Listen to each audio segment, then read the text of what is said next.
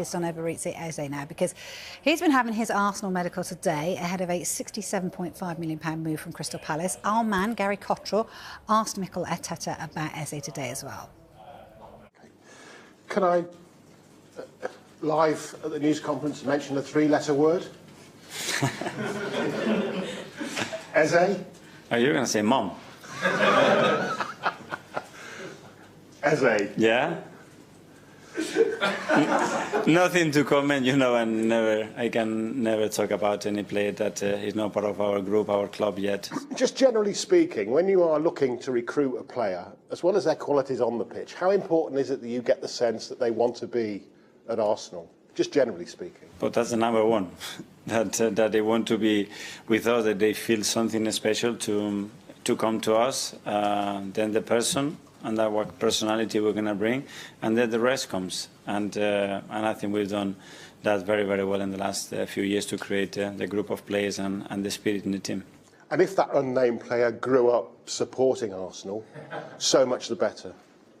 The better the feeling, the stronger the feeling, I think the better always, because it brings a different edge, a different will and emotion to what you do, and I think that always brings something extra. I think we are showing the ambition that we want to do, that we are here to win major trophies, to keep evolving and improving every single year, and that's going to come with demands, and those demands are clear. It's our competitors, what we're doing, where the league is going, and we're going to be in front, not just chasing or acting or behind. We just want to be in front of it, and every decision that we make in every area of the club is to try to achieve that. All right, so Arteta pretty tight-lipped, but what is the latest, Carvey? He just says he's going to become an Arsenal player. It's all agreed, club to club, between Palace and Arsenal, also between the player and Arsenal. He's just having his medical. And you would think, I'm not a doctor, but you'd think that would be a formality because he's match fit, he's been playing regularly for Crystal Palace very recently. Once the medical's out of the way, I assume he'll be doing some club media because Arsenal will want to make a sort of big song and dance, why wouldn't you, about his signing. So perhaps they're filming that, the club channels are filming interviews with him, and then he will be unveiled as a Arsenal player. The only thing that's surprising to me is that Gary Cottrell isn't in the room where Eze having his medical, because for the past few days, Eberechi Eze must be sick of the sight of Gary Cottrell, because he's been doing a fantastic man-marking job on him. And I suppose once he signs for Arsenal, he'll probably breathe a huge sigh of relief, because not only will he be an Arsenal player, but probably he can get a bit of a rest from Gary for a few days. Yeah, you'd think he'd be happy about that. Michael, what's Crystal Palace's side of this? Oliver Glasner was pretty downbeat about it, wasn't he, really? Oh, do you know what? Crystal Palace, they won the FA Cup a few months ago, one of the greatest days of all their supporters' lives. Community Shield in the bag. They should all be so happy right now.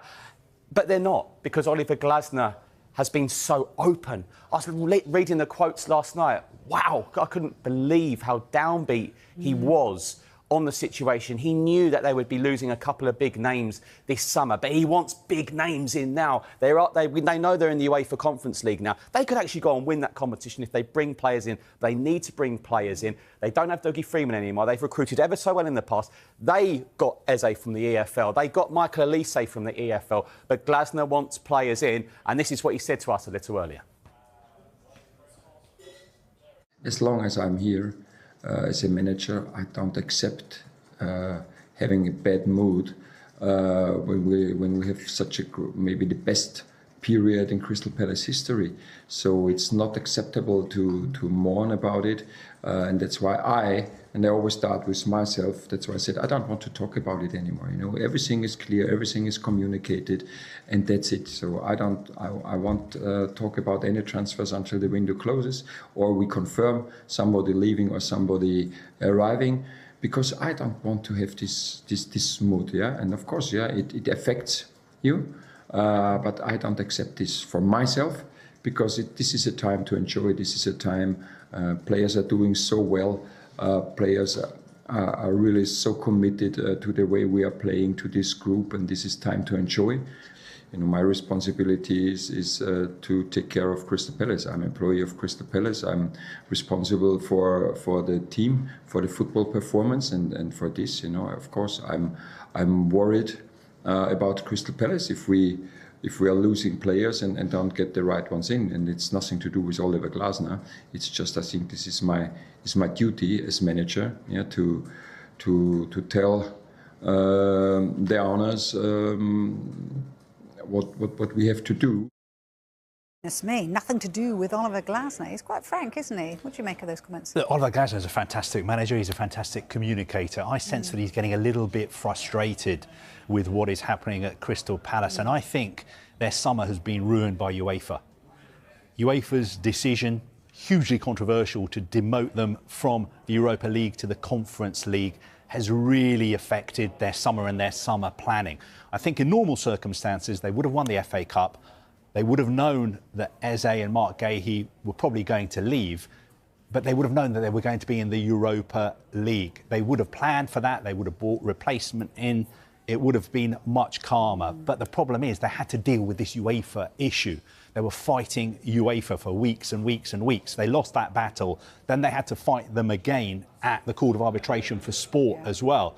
So that took weeks and weeks and weeks. So their eye was off the transfer ball because they didn't know which European competition they were going to be playing in. So I can see it from Oliver Glasner's point of view.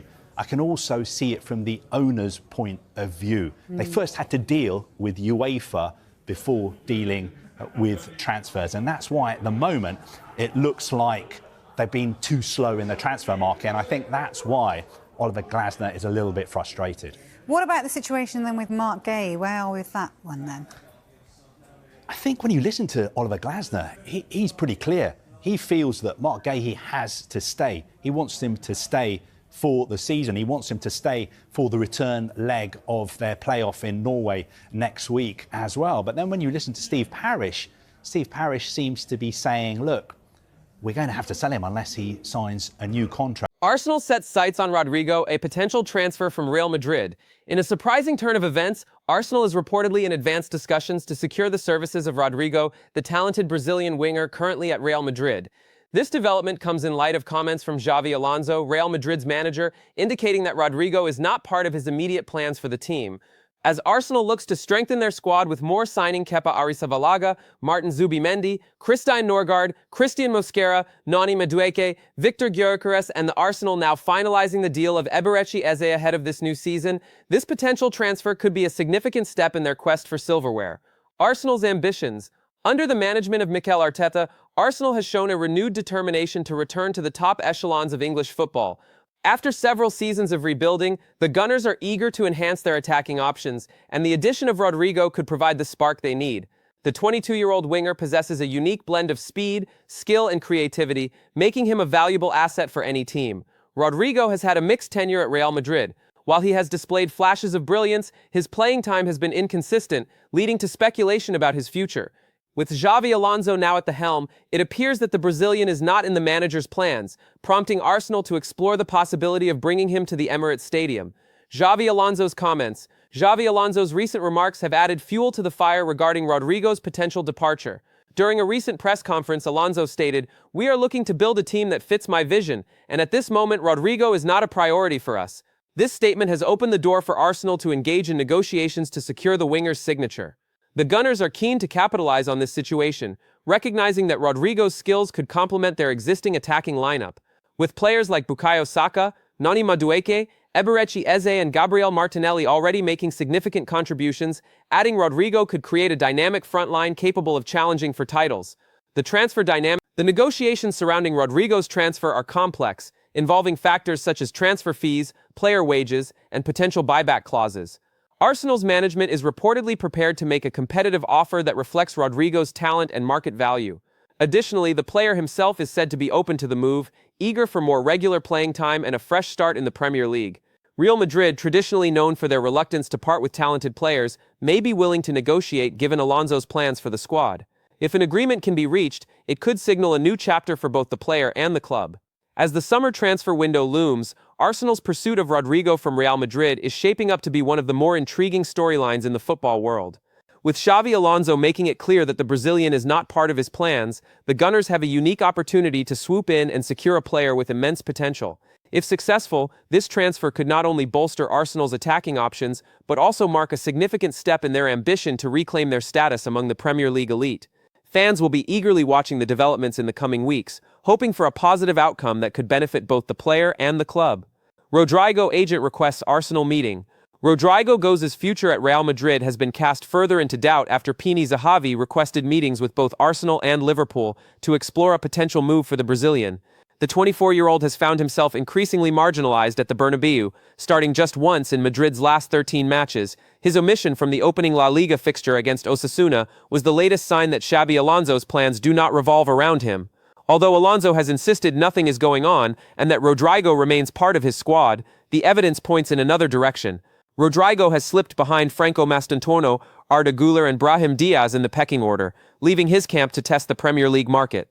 Zahavi, who has been working with the forward this summer alongside Rodrigo's father Eric Goes, was in London midweek and attended Liverpool's win over Bournemouth at Anfield on Friday. His aim is clear: secure interest from England's elite. For Arsenal, the situation is complicated by squad balance and finances. Previous briefings suggested a move for Rodrigo would only be considered if sales were made, but Kai Havertz's knee injury has forced a rethink in attack. The Athletic have already suggested plans may now be adjusted, with Rodrigo one of the names under consideration. Liverpool, meanwhile, apparently see him as an alternative should their pursuit of Alexander Isak fail. One destination appears to have closed. Manchester City, who tracked Rodrigo as cover if Savinho left for Tottenham, are no longer in the frame after his decision to stay at the Etihad. Madrid are understood to be open to a sale and value the winger at around 100 million. Rodrigo himself is said to be ready for a new chapter. His role at the Bernabeu all but eroded despite arriving in Spain with the expectation of becoming a mainstay. For Arsenal, the question is whether this is the moment to strike. An unsettled 24-year-old with Champions League pedigree is available. His agent is at the door, and the squad has just lost one of its key attacking options to injury. The interest seems real, but the decision will be whether to commit to the financial scale of the move or look elsewhere. The Gunners are also being linked with Chelsea's Nickel as Jackson and Aston Villa's Ollie Watkins.